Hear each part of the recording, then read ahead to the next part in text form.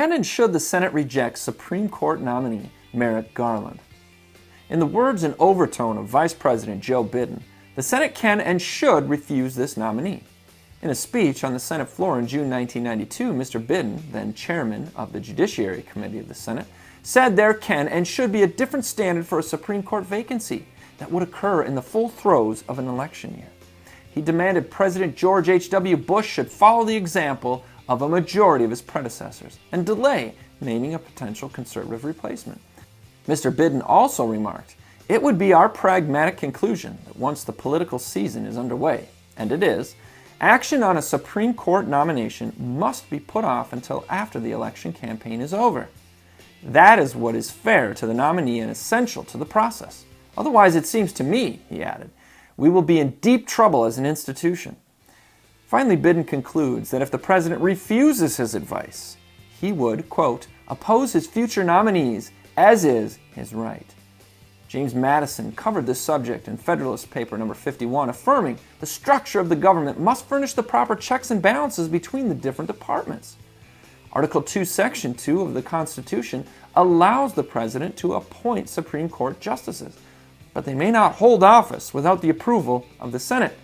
It appears the former Senator Biden was determined to use this constitutional check on the executive branch, one that has been used in the past by different political affiliations and parties. Now that we know Senate can refuse this nominee, should Judge Merrick Garland be refused?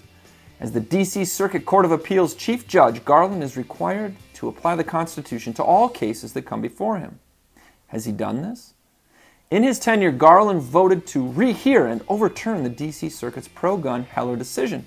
The result, had he won, would have been a Second Amendment which didn't convey any individual rights to Americans, merely the right of states to form a militia.